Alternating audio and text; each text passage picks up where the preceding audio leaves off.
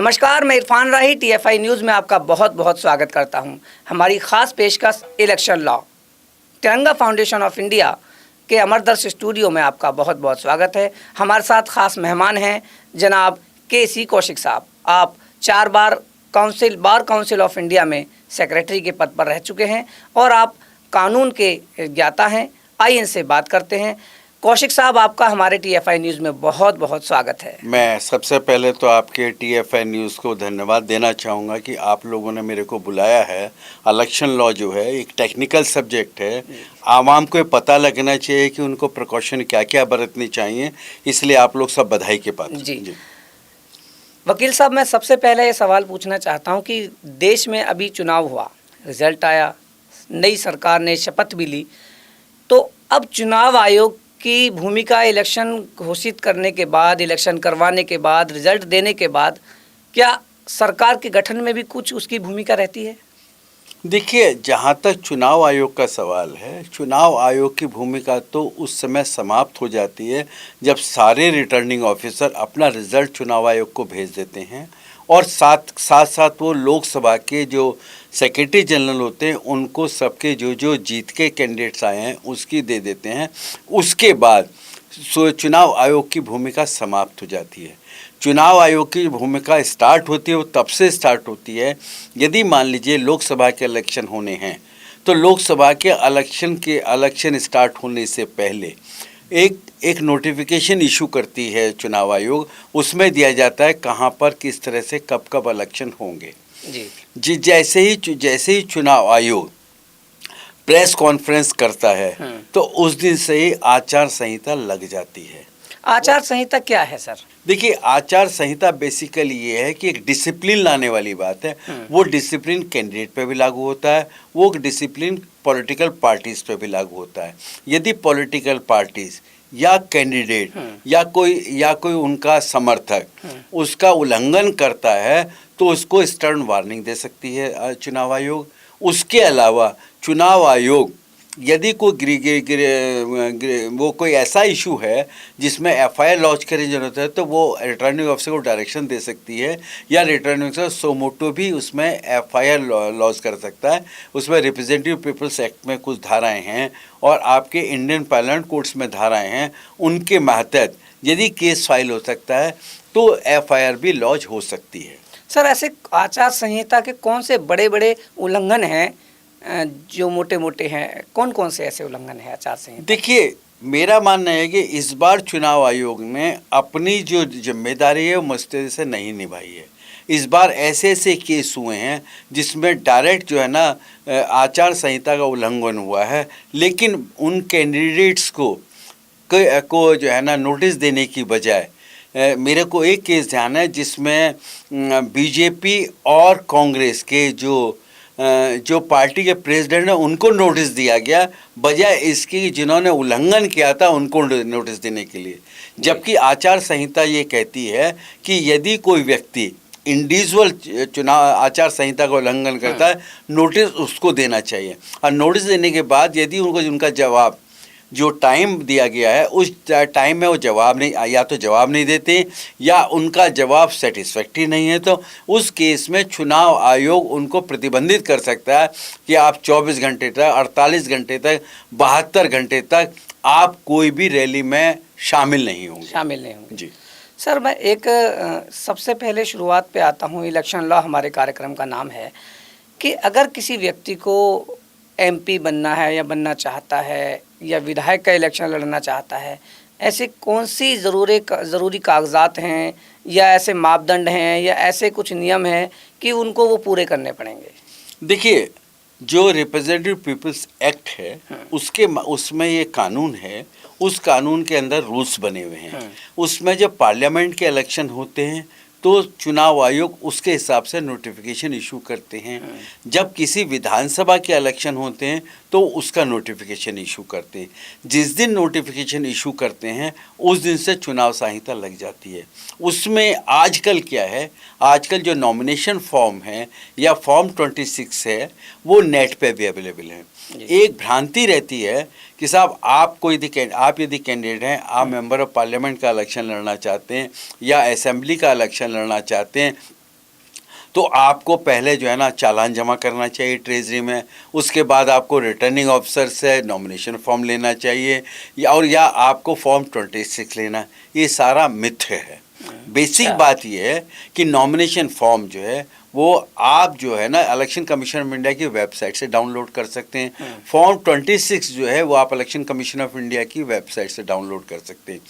यदि आपको किसी पॉलिटिकल पार्टीज ने खड़ा किया है जो नेशनल पार्टीज है, तो आपको क्या क्या ध्यान रखना होता है?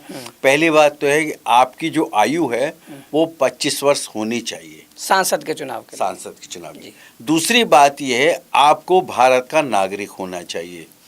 तीसरी बात यह है कि आप यदि क्या नाम है दिल्ली से चुनाव लड़ना चाहते हैं तो आपका जो इलेक्टोरल रोल है उसमें आपका नाम होना चाहिए, उसमें आपका वोटर आईडी होना चाहिए। मान लीजिए आप दिल्ली के रहने वाले हैं और चुनाव आप यूपी से लड़ना चाहते हैं, तो आपका दिल्ली में जहाँ जहाँ इलेक्टोरल रोल है वहाँ से आपको सर्टिफाइड कॉपी लेनी होती है। उस सर्टिफाइड कॉपी को लेने के बाद आप जब अपना नॉमिनेशन जो है, मान लीजिए यूपी में आप लखनऊ से दाखिल करना चाहते हैं, तो आप जब सारे डॉक्यूमेंट तैयार करेंगे तो उसकी सर्टिफाइड कॉपी भी आप दाखिल करेंगे। जब आपको नॉमिनेशन दाखिल करना है तो एक तो आपका नॉमिनेशन फॉर्म होता है जी। नॉमिनेशन फॉर्म आप 4 सेट दाखिल कर सकते हैं। 4 सेट दाखिल करने का प्रावधान है। उसमें यदि आप नेशनल या स्टेट पॉलिटिकल पार्टी से हैं तो आप जो है आपको खुद हस्ताक्षर करने होते, एक आपका प्रपोजर होता है। पहले आपका प्रपोजर होता है, वो प्रपोज करेगा, फिर आप उसको एक्सेप्ट करेंगे।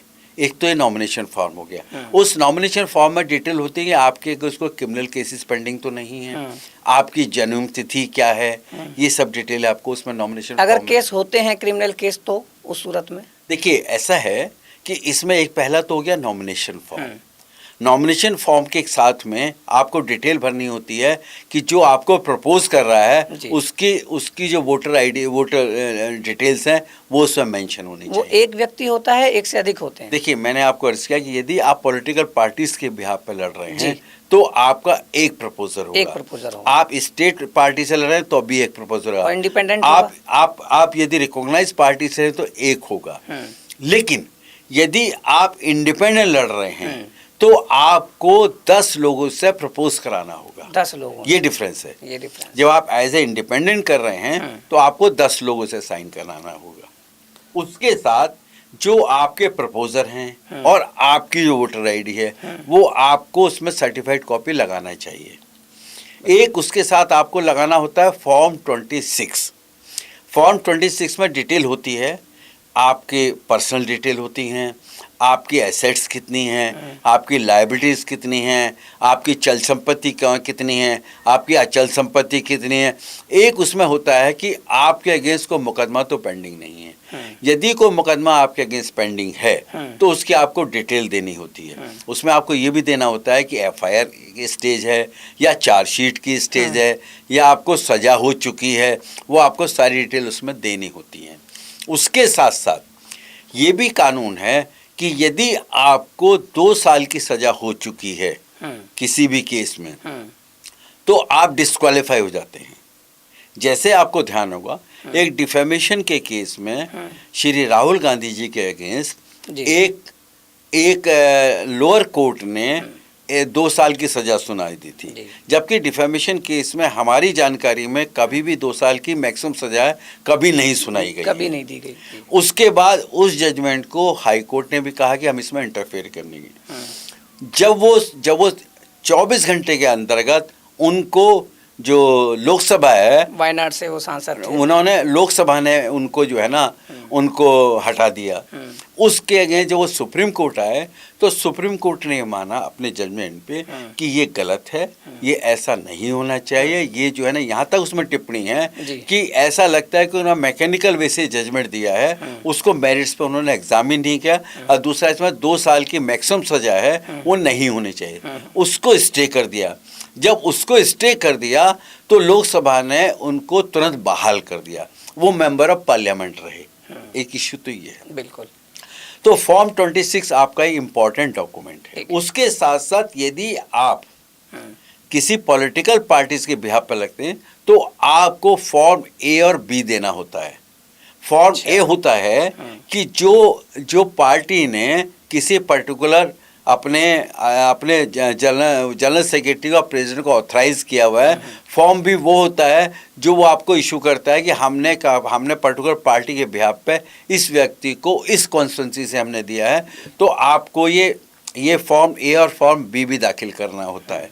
ये डॉक्यूमेंट सारे उसके साथ आपको लगाने होते हैं। एक इसमें सबसे महत्वपूर्ण बात है वो ये है कि जिस टाइम आपको नॉमिनेशन दाखिल करने जा रहे हैं, तो आपको नॉमिनेशन दाखिल करने से पहले एक आपको अकाउंट खोलना होता है जिसको एक्सपेंसेस अकाउंट बोलते हैं। आपको सीलिंग है, जब आप मेंबर पार्लियामेंट का इलेक्शन लड़ रहे हैं तो आपको 95 लाख रुपए मैक्सिमम पूरे इलेक्शन में आप खर्च कर सकते हैं। यदि आप असेंबली का इलेक्शन लड़ रहे हैं तो आपको 28 लाख से 40 लाख तक खर्च करने का प्रावधान है। वो डिपेंड करता है कि आपकी असेंबली कहाँ पर है।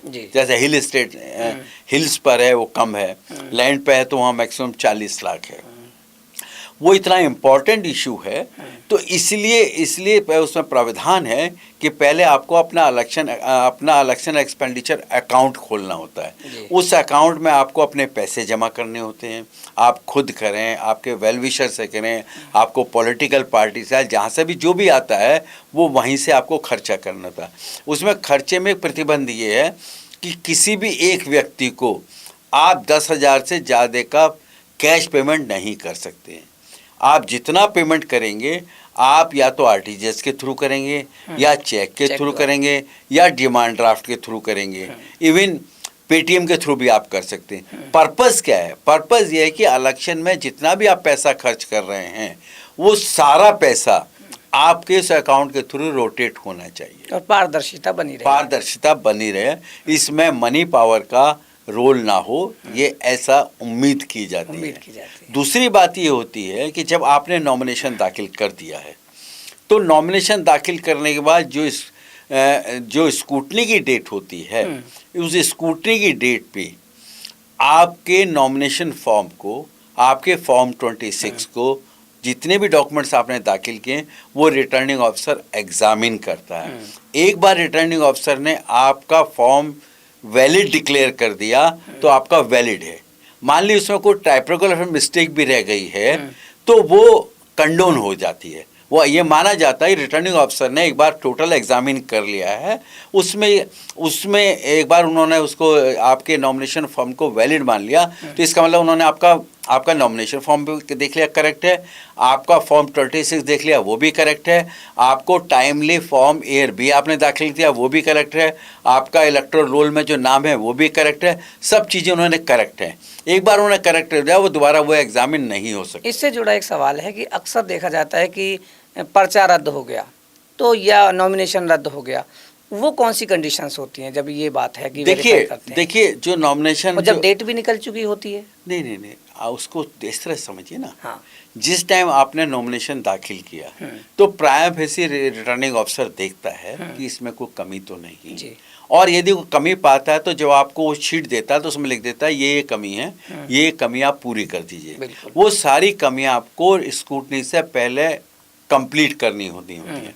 अब जैसे आपका इंडिपेंडेंट का केस है, इंडिपेंडेंट में मान लीजिए 10 लोगों ने साइन किए और 10 में से 4 आदमी या 6 आदमी ऐसे पाए गए या एक भी आदमी ऐसा पाया जाता है जिसकी डिटेल्स गलत है, तो आपका पर्चा रिजेक्ट होगा। अच्छा, आपका पर्चा रिजेक्ट होगा। या फॉर्म 26 जो है ना आपने प्रॉपर भरा नहीं है, उसमें जितनी डिटेल रिक्वायर्ड है वो आपने नहीं भरी है। किसी भी कॉलम को आप ब्लैंक नहीं छोड़ सकते। आप यदि उसमें नॉट एप्लीकेबल है तो आपको नॉट एप्लीकेबल लिखना पड़ेगा, लेकिन आप ब्लैंक नहीं छोड़ सकते। यदि आप फॉर्म 26 के किसी भी कॉलम को ब्लैंक छोड़ देते हैं तो वो उस कैटेगरी में आता है कि आपका फॉर्म रिजेक्ट कर सके। लेकिन यदि आपने फॉर्म 26 प्रॉपर भरा है, आपका नोटरी से अटेस्ट हुआ है, तो वो आपको करेक्ट माना जाएगा। मान लीजिए आपने उसमें कोई फिगर लिखनी थी, उस फिगर में आपको लिखना था 7 और आपने गलती से लिख दिया 8, तो टाइपोग्राफिकल मिस्टेक है। अच्छा, इसके बेसिस पे आपका फॉर्म रिजेक्ट नहीं हो सकता। होता क्या है कि जब इलेक्शन डिक्लेयर होता है तो चुनाव आयोग एक रिटर्निंग ऑफिसर्स की गाइडलाइंस इशू करती है। उन गाइडलाइन जैसे अभी ये पार्लियामेंट के इलेक्शन, तो इसमें रिटर्निंग का हैंडबुक आई थी 2023, उसमें पूरी गाइडलाइंस दी हुई हैं। उन गाइडलाइंस में लिखा है कि आप टेक्निकल ग्राउंड पे या टाइपिकल मिस्टेक की वजह से कोई आप ना पर्चा रद्द करेंगे ना फॉर्म 26 रद्द करेंगे। जी सर, इसमें एक ये है कि नाम वापसी लेने का एक टाइम मिलता है, तो वो क्या है? नाम वापसी लेना तो क्या दबाव होता है उसकी, या सिर्फ ये छूट होती है किस्म की, या फिर इस पे किसी प्रकार का दबाव भी होता है? देखिए ऐसा होता है कि जब आप इंडिपेंडेंट कैंडिडेट लड़ रहे हैं और आपने स्कूटी में आपका पर्चा सही पाया गया और आपने जो विड्रॉल की डेट है उसके नॉर्मली 1 या 2 दिन के बाद की विड्रॉल की डेट होती है, आपने अपना मन चेंज कर लिया कि साहब मैं इलेक्शन नहीं लड़ना चाहता हूँ, तो आप अपना पर्चा वापस ले सकते हैं। लेकिन जैसे गुजरात में हुआ और इंदौर में हुआ कि यानी कि कांग्रेस ने अपना कैंडिडेट ने अपना पर्चा वापसी ले लिया, तो निर्दलियों ने भी ले लिया, कहीं ना कहीं ये गलत नहीं है? देखिए वो तो अनफॉर्चुनेट है, मेरा मानना ये है लोकतंत्र का और इलेक्शन कमीशन का मजाक है सीधा सीधा। देखिए जो आप कह रहे हैं मैं आपकी बात से सहमत हूँ। जो आप सूरत का केस है शायद गुजरात का, या इंदौर का जो केस है, वो दोनों ही केस दुर्भाग्यपूर्ण हैं। यदि कोई व्यक्ति किसी एक पर्टिकुलर पार्टी, जैसे आपने बताया कि वो कांग्रेस के कैंडिडेट थे, कांग्रेस के बिहार में उन्होंने पर्चा दाखिल किया था, यदि उनकी ऐसी मंशा थी कि वो कांग्रेस के टिकट पे चुनाव नहीं लड़ना चाहते थे, तो उनको अपने हाई कमांड को बता देना चाहिए था। जिन्होंने फॉर्म ए बी इशू किया उनको भी ध्यान देगा। तो ये तो लोकतंत्र की हत्या है जी, कि आप तो जिसने आप पर विश्वास किया आप उससे धोखा कर रहे हैं। और जब कांग्रेस के कैंडिडेट ने अपना नामांकन वापस ले लिया तो इंडिपेंडेंट को दूसरे लोगों ने प्रेशर बनाया। अब वो जो है ना, जो बीजेपी के जो कैंडिडेट थे वो निर्दोष चुन लिए गए। वही ना, चलो एक ने ले लिया, मजबूरी हो गई या उनको नहीं मन नहीं किया, तो क्या सभी कैंडिडेट ने? सवाल ये है कि ये कहीं ना कहीं एक उस तरफ रुक जाता है कि कुछ ना कुछ गड़बड़ है। देखिए मेरा मानना ये है कि इसमें सबसे पहले दोषी तो वो हैं जिन्होंने जो कांग्रेस के बिहार पे नॉमिनेशन दाखिल किया था, उन्होंने अपना पर्चा विड्रॉ कर लिया। दूसरा ऐसा मेरा मानना है कि जो इंडिपेंडेंट कैंडिडेट्स होते हैं उनको या तो उनके ऊपर कोई प्रेशर रहा होगा, या उन्होंने सोचा कि अब तो इलेक्शन में कुछ रहा ही नहीं, एक ही पार्टी रहेगी, हम इंडिपेंडेंट हैं। वरना क्या होता है कि मान लीजिए 3-4 पॉलिटिकल पार्टीज के कैंडिडेट हैं और ये इंडिपेंडेंट हैं, तो अपना भाग आजमाते हैं। उन्होंने सोचा कि पॉलिटिकल पार्टी सब खत्म ही हो चुकी हैं, एक पार्टी है खाली कैंडिडेट, तो हम विड्रॉ कर लेते हैं। ये भी हो सकता है उन्होंने खुद विड्रॉ किया हो, या ये हो सकता है कि जो बीजेपी के कैंडिडेट्स हैं उन्होंने उन पर प्रेशर डाल के विड्रॉ करा लिया। क्या ये जांच का विषय नहीं है इलेक्शन कमीशन के लिए? देखिए चुनाव आयोग को संज्ञान लेना चाहिए आखिर ये हुआ क्यों है, और इसमें जो करेक्टिव मेजर्स हैं उसको लेना चाहिए, जिससे फ्यूचर में इस तरह की गलतियां ना हो। विधायक के चुनाव में भी क्या यही प्रक्रिया होती है? देखिए नॉमिनेशन फॉर्म जो है विधायक का अलग होता है और लोकसभा के सदस्य का अलग होता है, लेकिन बाकी क्रियाएं जो है वो मोरलेस सेम होती है, खाली फॉर्मेट दोनों का अलग अलग है। एक का फॉर्म 2A है, एक का फॉर्म 2B है।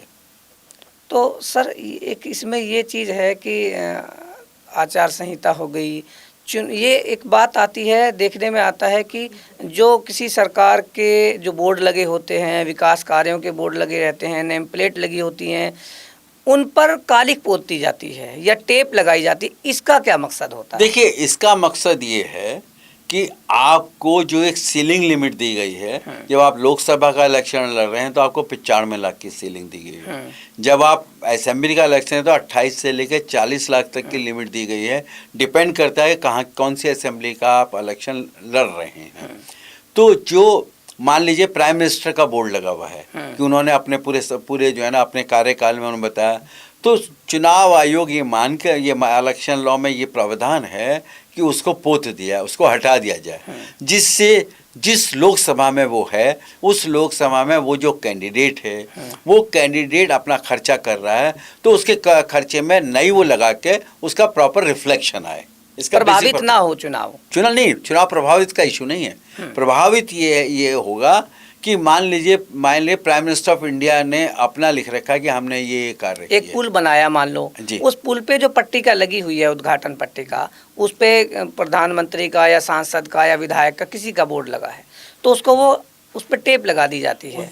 या वेलकम गेट पे भी जो विधायक के फोटो लगे हैं, मुख्यमंत्री के फोटो लगे हैं या कहीं सांसद के फोटो लगे हैं, उस पे भी रंग पोत दिया जाता है, टेप लगा दी जाती उसको है। आपको लिंक किससे करना है? मैंने कहा ना कि जो टोटल आपका चुनाव का पीरियड है, आपने जिस दिन नॉमिनेशन दाखिल किया है, जिस दिन आपका रिजल्ट काउंटिंग होती है, उस दिन का टोटल खर्चा आपको अपने अकाउंट में अकाउंट फॉर करना होता है। तो वो जो पहले वाले लगे वो आपके अकाउंट्स में कैसे अकाउंट फॉर होंगे? क्योंकि दो तरह की चीज़ें हैं। एक तो आप यदि किसी पॉलिटिकल पार्टीज के बिहाफ पे आपने नॉमिनेशन दाखिल किया, एक तो खर्चा आप कर सकते हैं, दूसरा यदि पार्टी कर रही है तो पार्टी बताए। दोनों तो वो बताना पड़ेगा ना कि क्या खर्चा पार्टी ने, क्या आप इंडिविजुअल कर रहे हैं। तो उस जो सीलिंग लिमिट है उसको चेक करने के लिए ये सब व्यवस्था की गई है, इसीलिए उस पर काली पोती है या उनको हटाया जाता है। कई बार ऐसा होता है रातों रात पहले पार्टी ने टिकट दे दिया जी, उसको मिल गया, उसके यहाँ नगाड़े बज गए, मुबारकबाद देना शुरू हो गई, पता लगता है अगली रात को जो है सुबह उसका टिकट कट जाता है। तो ऐसे में अगर दोनों कैंडिडेट ही डीएम के पास पर्चा दाखिल करने चले जाएं तो देखिए इसमें ऐसा होता है, इसमें जो फॉर्म आपको टू ए और टू बी जब जमा करते हैं, फॉर्म ए और बी जमा करते हैं, उसमें यदि वो कवरिंग कैंडिडेट है, यदि कवरिंग कैंडिडेट है तो उसमें पहला वाला यदि विड्रॉ कर लेता तो दूसरे को मान लिया जाता है। पहली बात तो ये है जी। दूसरा ये है कि मान लीजिए कि पहले ने 9 मई को दाखिल किया और दूसरे ने 11 मई को दाखिल किया, तो ये मान के जाएगा कि जो दूसरा लास्ट वाला है उसका प्रॉपर उसका सही माना जाएगा। जी जी।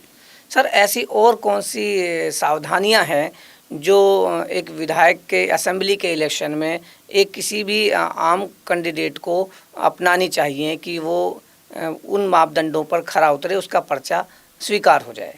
देखिए जैसा मैंने बताया कि आपको अपना प्रॉपर नॉमिनेशन फॉर्म दाखिल करना चाहिए, उसमें आपके हस्ताक्षर होने चाहिए, आपके प्रपोजर के हस्ताक्षर होने चाहिए, उसमें आपको अपनी जन्म तिथि, अपना एड्रेस, अपना आयु, ये सब प्रॉपर लिखनी चाहिए। यदि आपके अगेंस्ट कोई क्रिमिनल केस है तो वो आपको लिखना चाहिए। आपको फॉर्म 26 भरते टाइम ध्यान रखना चाहिए, समझे? ये सब चीज़ें देखने वाली बात है। और यदि किसी वजह से आप स्क्रूटनी के समय तक अपना फॉर्म ए भी दाखिल नहीं कर पाते हैं तो आपको इंडिपेंडेंट कैंडिडेट घोषित किया। जब आप इंडिपेंडेंट कैंडिडेट घोषित करेंगे तो आपके 10 प्रपोजर नहीं होंगे, तो आपका ऑटोमेटिक पर्चा खारिज हो जाएगा। जी सर जेल से इलेक्शन तो लड़ा जा सकता है लेकिन वोट नहीं दी जा सकती। देखिए ये कानून में खामियां हैं। ये इशू मुद्दा उठ रहा है। आपने बहुत अच्छा ये सवाल किया है। जब कोई व्यक्ति जेल में रहते हुए अपना नामांकन दाखिल कर सकता है तो जेल में रहते हुए अपना वोट क्यों नहीं दे सकता है? इसमें प्रावधान में चेंज होना चाहिए। अब जैसे मान लीजिए आप इलेक्शन ड्यूटी पे हैं तो आप नॉमिनेशन दाखिल आपने अपना जो एक प्रोसेस है उस प्रोसेस के हिसाब से आप अपना वोट डाल सकते हैं। यदि आपके इलेक्शन ड्यूटी में हैं तो आप इलेक्शन ड्यूटी जो प्रोसेस है उसके थ्रू अपना नॉमिनेशन दाखिल कर सकते हैं। सॉरी, नॉमिनेशन नहीं, अपना वोटिंग दे सकते हैं।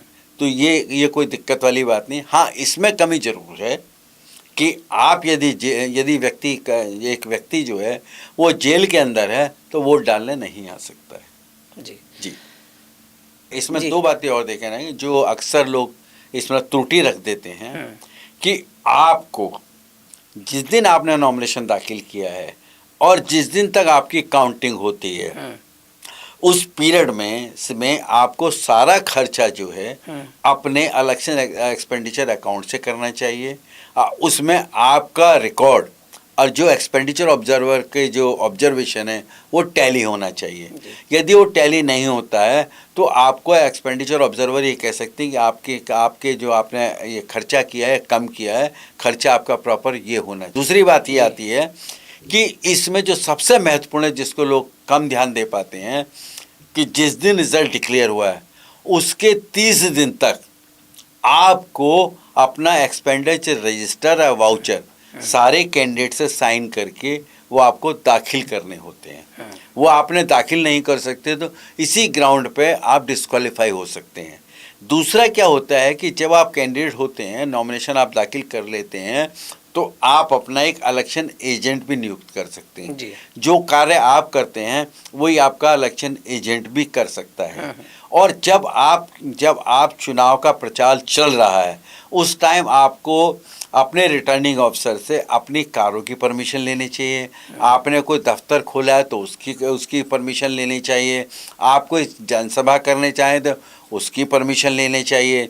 यदि आपका कोई स्टार कैंपेनर है तो आपकी कॉन्स्टिट्यूंसी में वो आता है, तो उसका खर्चा जो है, यदि कैंडिडेट भी वहाँ मौजूद है तो आपके खर्चे में 50% डलता है, पूरा खर्चा नहीं डलता नहीं, है इसमें। 50%। जी सर, इसमें देखिए, इस बार 2 सांसद जेल से इलेक्शन जीते। जी।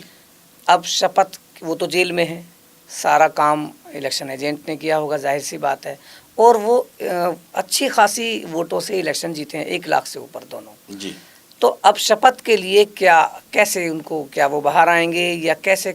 देखिए ये कैसे होगा? देखिए, आपको यदि ध्यान हो, जो आपके संजय सिंह हैं, आम आदमी पार्टी के आम आदमी संजय पार्टी के संजय सिंह जो राज्यसभा का जीते थे, जी। तो वो स्पेशली आए थे पार्लियामेंट हम्म, अपनी ओथ लेने के लिए। जी।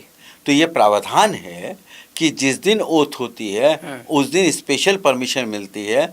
वो व्यक्ति जो इलेक्शन रिजल्ट डिक्लेयर हो गया और जीत के आ गया है, तो लोकसभा में जिस दिन उसको ओथ लेनी है उस दिन वो आएगा, अपनी ओथ लेके वापस जा सकता फिर लोग काम किससे कराएंगे? है।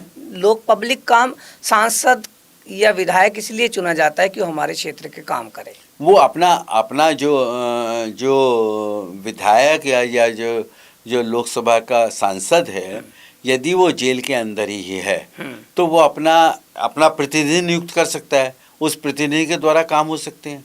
अक्सर ऐसा होता है, जो हाई फाई लोग हैं वो अपनी कॉन्स्टिट्यूंसी के एक प्रतिनिधि नियुक्त कर देते हैं, और जो प्रतिनिधि होता है वो उनके बिहाफ पर देखभाल करता है। उसमें कोई बाउंडेशन नहीं है। अंत में आप हमारे दर्शकों को क्या ऐसी बात बताना चाहेंगे जिससे कि ये चुनाव, इलेक्शन लड़ने के लिए बहुत ज़रूरी चीज़ें हैं, बहुत ज़रूरी बातें हैं? देखिए, मैं आपके माध्यम से जो भी व्यक्ति चुनाव लड़ना चाहते हैं, चाहे वो लोकसभा का चुनाव लड़ना चाहते हैं, चाहे वो किसी असेंबली का चुनाव लड़ना चाहते हैं, तो मेरा उनको कर्म निवेदन ये है कि वो नॉमिनेशन जब भी दाखिल करने की इच्छा रखते हैं तो इलेक्शन लॉ को ध्यान से देख लें। और मेरी राय उनके लिए ये है कि चूँकि ये टेक्निकल सब्जेक्ट है, वो किसी न किसी वकील की भी सलाह लें, वकील को दिखा कर दाखिल करें, क्योंकि ये टेक्निकल सब्जेक्ट है, हर व्यक्ति को नहीं मालूम होता है। दूसरा, जब आप खर्चा करते हैं तो जो आपका इलेक्शन एक्सपेंडिचर रजिस्टर होता है, वो भी किसी या तो कानून के ज्ञाता की मदद लें या किसी अकाउंटेंट की मदद लें, जिससे आपकी रिकॉर्डिंग पूरी हो जाए। दूसरी बात यह है कि आपको टोटल इलेक्शन के टाइम पे अपना रजिस्टर 3 बार चेक कराना होता है। उसको तीनों बार प्रॉपर चेक कराएं, और चेक कराने बाद जब आपका रिजल्ट डिक्लेयर हो जाता है तो 30 दिन के अंतर्गत आप अपने रजिस्टर को वाउचर के साथ में अपने रिटर्निंग ऑफिसर के पास में दाखिल कर दें। उसके साथ एक आपको शपथ पत्र भी दे देता है। उस शपथ पत्र पे आपके साइन होने चाहिए, और वो नोटरी से या मजिस्ट्रेट से वो अटेस्ट होना चाहिए। और ये ध्यान रखें, जब ये जमा करने आप जाएं तो उसकी प्राप्ति की रसीद रिटर्निंग ऑफिसर से या डिस्ट्रिक्ट ऑफिसर से ज़रूर ले लें, जिससे कल को कोई ये ना कह पाए कि साहब आपने ये तो दाखिल ही नहीं किया था। वो आपके अगेंस्ट डिस्क्वालिफिकेशन की ग्राउंड हो जाएगी। इन सब चीज़ों का आपको ज़रूर ध्यान रखना चाहिए। और मेरा बार बार निवेदन ये है कि आपको 25 वर्ष की आपकी आयु होनी चाहिए, भारत का नागरिक होना चाहिए, और दूसरी बात ये, आप इंडिपेंडेंट लड़ना चाहते हैं तो आपकी प्रक्रिया डिफरेंट है। यदि आप किसी पॉलिटिकल पार्टीज या स्टेट लेवल की पार्टीज़ या रिकॉग्नाइज पार्टी के बिहाफ पर करना है, तब आपका एक ही प्रपोजर या सेकेंडर हो सकता है। दूसरी बात यह है कि आपको टोटल 4 सेट कानून ने अधिकार दिया, आपको 4 सेट दाखिल करने चाहिए। यदि किसी एक सेट में कोई गड़बड़ रह गई है तो दूसरे से वो क्योर हो सके, ऐसा मेरा मानना है। बहुत बहुत शुक्रिया कौशिक साहब। तो ये थे एडवोकेट केसी कौशिक साहब, जिन्होंने हमारे लॉ इलेक्शन लॉ पर बात की और अपनी बात रखी, समझाया कि किस तरीके से आप किसी विधानसभा या सांसद का इलेक्शन लड़ सकते हैं। आपको बहुत बहुत धन्यवाद और आपकी पूरी मैनेजमेंट को, आपके जो ऑर्गेनाइज़र हैं, आपकी मैनेजमेंट है, आपकी टेक्निकल टीम है, आप हैं, मैं सबको बधाई देना चाहूँगा कि ऐसा बर्निंग इशू आपने किया कि जो आम पब्लिक के हित की बात है। कोई भी व्यक्ति हो सकता है जो अपना चुनाव लड़ना चाहता है, तो TFN उसकी पूरी टीम बधाई की पात्र है। आपको सबको मेरी तरफ से बहुत बहुत बधाई। बहुत शुक्रिया, बहुत बहुत शुक्रिया। आप थे एडवोकेट KC कौशिक साहब, जिन्होंने अपनी बात रखी इलेक्शन लॉ पर, किस तरीके से कोई व्यक्ति एक सांसद का या विधायक का इलेक्शन लड़ सकता है। मैं इरफान राही आपका बहुत बहुत शुक्रिया अदा करता हूं। आपका TFI न्यूज़ में तिरंगा फाउंडेशन ऑफ इंडिया के अमरदास स्टूडियो में पधारने का बहुत बहुत धन्यवाद, बहुत बहुत शुक्रिया। मैं फिर किसी ऐसी शख्सियत को आपसे रूबरू कराऊंगा, तब तक मुझे इजाज़त दीजिए। जय हिंद। धन्यवाद।